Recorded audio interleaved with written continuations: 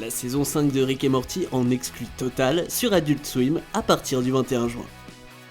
We say it all the time, but I guess all is Glorzo. Yeah, that sounds great. Salut tout le monde, c'est Xavier, bienvenue sur Watch Mojo français. Aujourd'hui on se retrouve pour le top 20 des parodies dans Rick et Morty.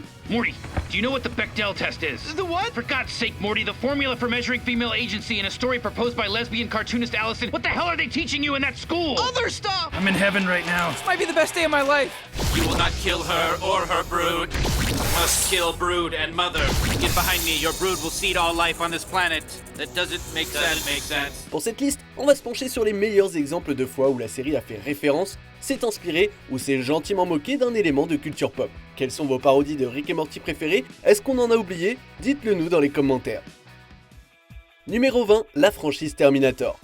Quiconque connaît un peu la série sait que Rick déteste le voyage dans le temps, surtout à cause de toutes les complications que ça entraîne. I don't respect time travel. If Ant-Man and the Wasp can do it, I'm not interested.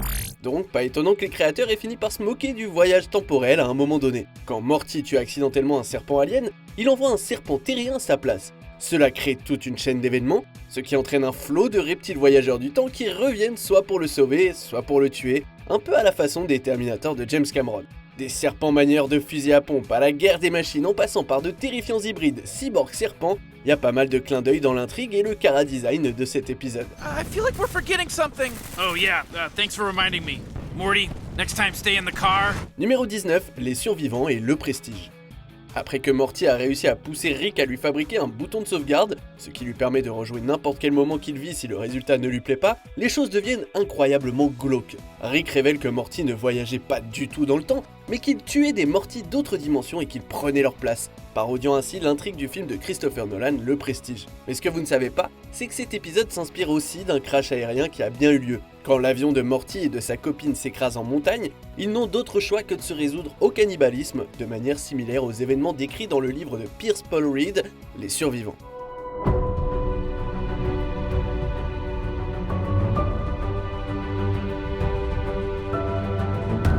Un moment intense qui s'est glissé dans un montage autrement léger de Morty qui s'amuse avec son bouton de sauvegarde. Numéro 18, Alien et les animés de mecha. Dans cette parodie d'Alien, Rick et Morty sont submergés par des parasites aliens qui s'accrochent au visage du nom de Glorzo. Une fois qu'ils s'en libèrent, ils font s'abattre le chaos sur les Glorzo, qui pour eux sont une forme de vie inférieure. Damn, feels kinda good when there's no guilt, huh? Yeah, it's like in Star Wars. Yeah, just like in Star Wars. Go nuts! Dans un retournement de situation malin, le nouveau truc de Summer, à savoir un cure-dent, l'empêche de devenir un nouvel hôte pour le parasite. Elle entreprend donc la refonte de leur société et devient carrément leur reine. Après avoir réalisé qu'ils ont abandonné Summer, Rick et Morty retournent la chercher. Toujours convaincus que les Glorzo sont des parasites qui représentent une menace pour eux, ils s'équipent, ce qui donne une séance de transformation qui rend hommage aux animés de mecha du style Gundam, Voltron ou les samouraïs de l'éternel. La morale de l'histoire ici, c'est que si un œuf a l'air trop gluant, bah foutez-lui la paix. Whoa, Morty, look how wet this egg is. I don't know, Rick. That looks a little too wet. Don't touch it. Oh, I'm gonna touch it. Why are you guys screaming at an egg? Shut up, Summer. Numéro 17, Training Day. Cet épisode rend hommage à plusieurs œuvres de la culture pop. Il y a l'intrigue à l'école des Morty avec 4 Morty qui deviennent adultes, ce qui fait écho à Compte sur moi. La sous-intrigue de Rick J22 est une référence à l'œuvre 1984 de George Orwell, et puis il y a plein de petits refs à différentes célébrités, politiciens ou personnages de fiction. Mais la meilleure référence, c'est probablement Rick et Morty Flick, vachement inspiré du film Training Day. Morty, you're right. Morty Town is bad, but that doesn't mean that we have to be. Hey, what's going on here, Morty? Which Morty? The cop, morons? Don't worry about Rick, Big Morty. He's new. He doesn't understand how it works. Tout comme le film de 2001, on voit un Morty flic corrompu qui essaye de convaincre un bleu bien naïf, Rick, d'aborder le job de façon plus brutale et sombre qu'il ne l'a appris à l'académie. C'était hyper intéressant de voir cette inversion des tempéraments entre Rick et Morty, et la référence rend le tout mémorable. What happened? Same old story. Morty's killing Mortys. Numéro 16, les films de M. Night Shyamalan. Well, what's this? Well, what could this possibly be? Because it looks like you're inside a simulation. Inside a simulation. M. Night Shyamalan est connu pour les retournements de situation toujours plus poussés à la fin de ses films, une tendance gentiment moquée dans cet épisode, entre le titre et les nombreux moments censés décrocher la mâchoire. I see people. They don't know they're dead. Rick est convaincu que Morty et lui sont à l'intérieur d'une simulation, ce qui est bien le cas. Ils sont séquestrés par des escrocs aliens qui cherchent la recette de la matière noire concentrée, une connaissance que possède Rick. Après avoir échappé à cette simulation, cependant, il s'avère qu'ils sont dans une autre simulation, dont Morty faisait partie depuis le début. Oh my god, Rick. How dumb are you? You're inside a simulation of a simulation inside another giant simulation. C'est bien Rick qui rit le dernier puisqu'il piège les aliens et les pousse à se faire exploser dans un plot twist digne de Shyamalan lui-même. And the final ingredient? Wow! What the hell? Numéro 15, le cercle narratif.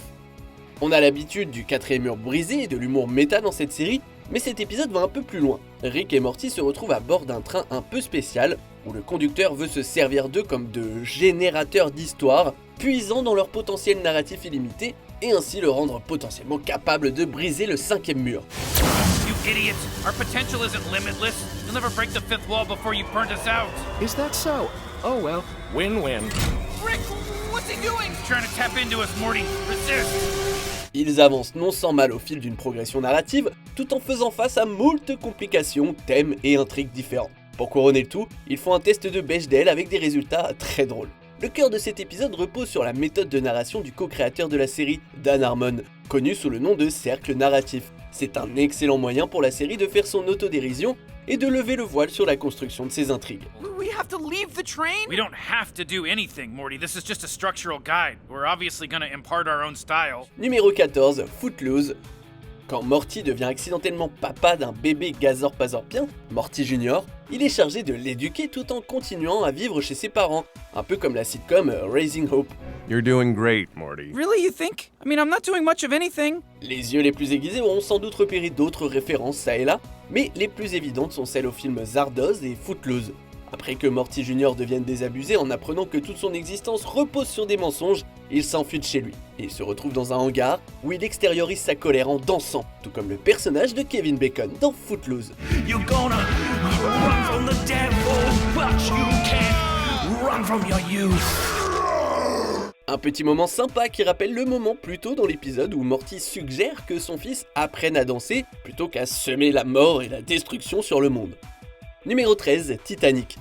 Faut bien l'admettre, si moi j'avais le choix, je n'irais pas forcément sur une attraction qui est censée reproduire l'expérience du film de 97 Titanic. Jerry par contre lui, il est excité comme une puce à l'idée d'embarquer dans cette escapade romantique avec Bess. Have fun, you two. Yes, we will have as much fun as possible on our Titanic-themed getaway. Let's lose the tude, please. It's supposed to be romantic. Alors, c'est vrai, on peut aller à la proue du navire pour recréer un moment de tendresse entre Jack et Rose. Il y a des débris pour simuler la fin du film et on peut même avoir un peu de James Cameronian Rings. La vraie tragédie dans tout ça, c'est que l'équipe n'arrive pas à faire couler le bateau à cause d'un mécanisme défectueux. This ship is about to completely miss the giant iceberg. Well, do something! Steer into it! I'm trying! It's too late. Ladies and gentlemen, don't brace yourselves. Est-ce qu'il fallait en attendre plus d'une destination qui propose à ses invités une voiture à faire l'amour pour qu'ils aient une expérience plus intime du Titanic ? Numéro 12, Total Recall. En regardant la série, on apprend à aimer ce qui se passe dans la vie de Rick, Morty, Summer, Bess et Jerry. Mais comment oublier le cousin Nicky, Photoraptor ou encore Monsieur Beauregard ? Et il y a une pléthore d'autres personnages, à moins que ces persos soient en fait la création de parasites modificateurs de mémoire. Everybody stop remembering! These parasites are like bedbugs and every flashback is another mattress. Look! There's only supposed to be 6 people in this house. But there's always been 10. No! Non seulement ça parodie le film Total Recall de 90, où des souvenirs implantés sont utilisés pour se divertir, mais l'épisode se moque aussi de certains clichés des sitcoms. La série mélange habilement des flashbacks, des coupes et des nouveaux personnages que les sitcoms pourraient utiliser pour booster l'audience ou réduire les coûts budgétaires. Well, what do you know about this? You're not in any of mine! Et puis en plus, nous, en tant que spectateurs, on se demande lesquels, s'il y en a, sont réels parmi tous les nouveaux personnages. Numéro 11, American Nightmare. This is not a test. This is your emergency broadcast system announcing the commencement of the annual purge, sanctioned by the US government. Commencing at the siren, any and all crime, including murder, will be legal for 12 continuous hours. Here we go.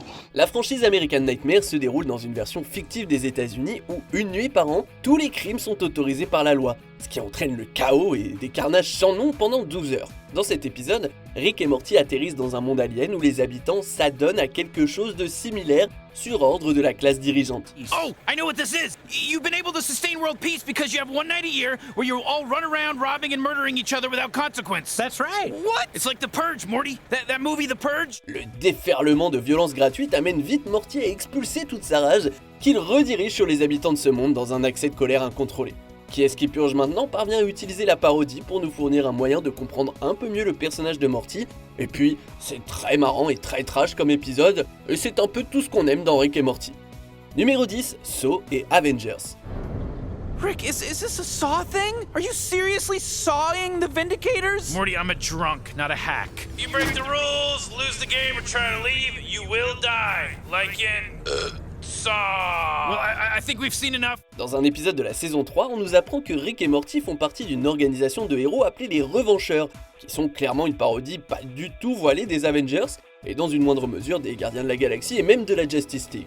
Pour leur apprendre une leçon, Rick se beurre la gueule, vainc leur ennemi juré, et les force à participer à une série de pièges sophistiqués à la Saw, conçus pour se jouer d'eux. Congratulations, you are still alive.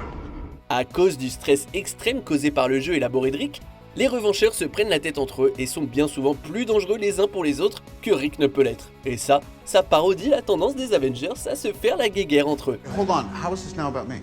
I'm sorry, isn't everything? I thought humans were more evolved than this. Numéro 9, Die Hard et John Wick. Where is it? It seems to be using the air ducts and the mail tubes to get around. Dans Rick Cornichon, Rick se transforme en cornichon. Au fil d'une série d'événements et de rebondissements, le scientifique arrive à se fabriquer des membres et à s'échapper jusqu'à des bureaux. Là, Rick se retrouve dans une situation en plein dans le style Die Hard. Obligé d'affronter un groupe de criminels d'Europe de l'Est, seul, dans un immeuble, grâce à des techniques furtives. L'action est aussi remplie de types qui se font buter par des crayons, une référence très claire à la franchise des John Wick. Les hommes surnomment aussi Rick Solenia, soit cornichon en russe, ce qui est similaire à John Wick, qui a lui aussi son propre petit surnom en russe. Rick Cornichon, c'est un épisode qui mélange avec brio l'action de deux superbes franchises. Numéro 8, le bazar de l'épouvante et la 4ème dimension. Summer obtient un job dans une boutique qui vient d'ouvrir en ville, et du coup, Rick est forcé de l'emmener en voiture. Là-bas, il découvre que le propriétaire de la boutique n'est nul autre que le diable lui-même, qui a en stock une solution à tous les désirs les plus profonds de tout le monde, le tout à un sombre coût. This aftershave made women want me, but it also made me impotent! A price for everything, Mr. Goldenfold. A price for everything. Oh my god! How can I not see this coming? Rick le défie, faisant tout ce qu'il peut pour prendre l'avantage sur l'arnaqueur et contrer toutes les malédictions attribuées aux différents produits. Les objets sont des références à la 4ème dimension, et la boutique, une ref au livre et au film Le Bazar de l'épouvante, où le diable offre des objets parfaits pour ses clients en échange de leur âme. Et malgré l'accumulation de deux références différentes, même le diable n'arrive pas à la cheville de l'esprit scientifique de Rick. I use science to uncurse the items for cash, and you get to keep the powers. Numéro 7, Mad Max. Your blood will be my lotion. Whoa, that was cool. Pendant leurs aventures d'une dimension à l'autre, Rick, Morty et Summer tombent dans un décor post-apocalyptique qui est un hommage affectueux à la franchise Mad Max. Who wants to take a poke at my man Spine Eater here? I guess I'll see your asses in that dome! Rick, what the hell, man? Des types tarés qui portent des masques à des dômes de combat à mort, cet épisode nous propose pas mal d'éléments dans l'esprit punk à pétrole de l'univers Mad Max. Where is she taking them? A long way from you. Rick et Morty abordent même quelque chose qu'on voit rarement dans un film Mad Max, le temps calme et le train-train quotidien entre deux aventures plein gaz. We noticed that you've been putting scrap metal in the blue bin. I got it. Voir des embrouilles de couple dans un environnement aussi dévasté, c'est hyper marrant, et puis ça incorpore la parodie dans l'intrigue de l'épisode d'une façon marrante et unique. So I can assume you haven't murdered a single person today. Oh, I don't know. I didn't mark my murders in my murder log. Numéro 6, Game of Thrones, Letterman, Cloud Atlas et d'autres. Impossible de faire une liste des parodies dans Rick et Morty sans aborder le câble interdimensionnel. Cet épisode grouille de tellement de références que c'est impossible de toutes les citer. Rick, will you please go back to me on David Letterman? Infinity's a big number, Jerry. I don't remember the channel. Go back! Ce que je peux dire en revanche, c'est que la plupart sont des versions totalement stupides de choses qu'on connaît et qu'on aime. Que ce soit un exemple tordu de céréales, le Saturday Night Live qui invite une tartine, ou Gazorp Pazorpfield qui se lâche sur John, on a un aperçu des autres réalités dans le monde de Rick et Morty. Come on, Gazorp Pazorpfield, go easy on me, huh? You dumb, stupid, weak, pathetic, white, guilt, milquetoast, piece of human garbage. Il y a même une version de Jerry dans laquelle c'est un acteur très connu qui joue dans Cloud Atlas. Même quand il y a une infinité de programmes, la télé est bourrée d'absurdités, de concepts tordus et d'une violence excessive. Et ça, on kiffe.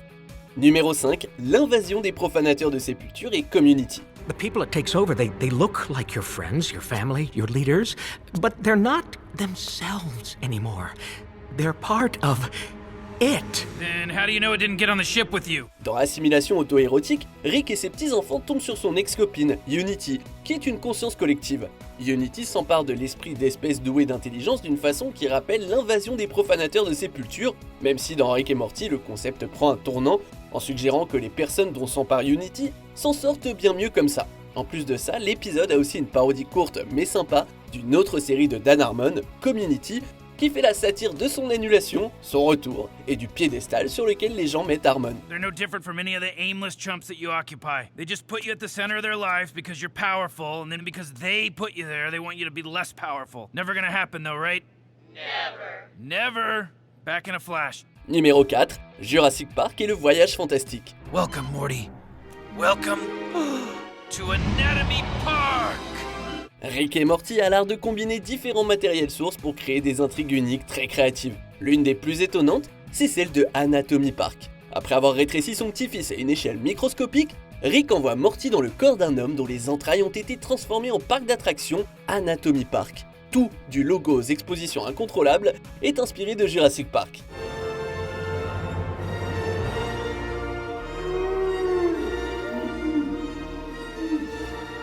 Faisant d'une pierre deux coups, l'inspection du corps de quelqu'un depuis l'intérieur rappelle un classique du sous-genre, le voyage fantastique, et même le bus magique, quoique une version bien plus trash.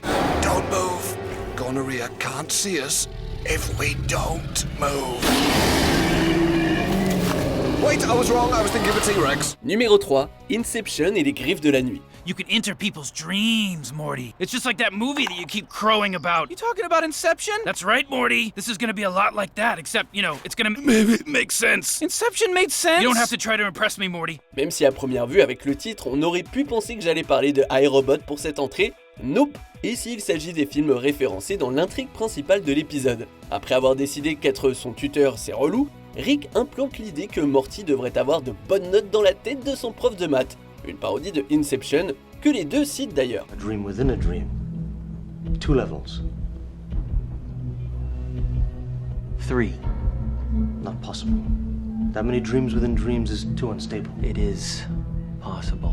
À l'intérieur des rêves, le duo tombe sur Terry le Terrifiant, un démon qui habite les rêves et dont l'apparition est comparable à celle de Freddy Krueger dans Les Griffes de la Nuit. Sauf que Terry n'a pas le même talent pour les jeux de mots que Freddy. Oh, come on, Terry. You can't think of a pun involving pumpkins, bitch. Hey, leave him alone. Numéro 2, Love Potion et un hommage à l'œuvre de David Cronenberg. Dilute this with water 1000 to 1. You don't want it to be too strong. You take a sip and you swallow.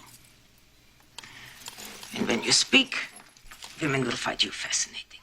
Love Potion est une rom-com ringardos du début des années 90 où un homme demande de l'aide à une gitane et reçoit en échange un filtre d'amour. C'est à peu près la même chose que Morty demande à Rick dans cet épisode. Hey, there's no dangers or anything or side effects, right? Whoa, what am I, a hack? Go nuts, Morty. It's foolproof. Unless she has the flu. Sauf que les effets deviennent vite viraux et totalement hors de contrôle quand Rick essaye de faire marcher un remède. Rick parle d'une planète version Cronenberg. C'est une référence directe aux nombreux films du réalisateur David Cronenberg, connu pour son œuvre qui met souvent en scène des personnages grotesques qui ont subi des mutations et autres éléments de body horror. Les deux parodies, aussi différentes soient-elles, se mêlent parfaitement ensemble d'une manière si étrange mais si parfaite. On arrive presque à la fin, nous publions de nouvelles vidéos chaque jour, alors avant de continuer, abonnez-vous et activez la petite cloche et les notifications sur téléphone pour ne rien rater. Numéro 1, Retour vers le futur et Doctor Who. Si l'idée derrière Rick et Morty paraît si familière, c'est pas pour rien. La série est largement inspirée de deux géants de la SF. Déjà, les personnages Rick et Morty sont grosso modo des imitations de Doc Brown et Marty McFly. Great Scott!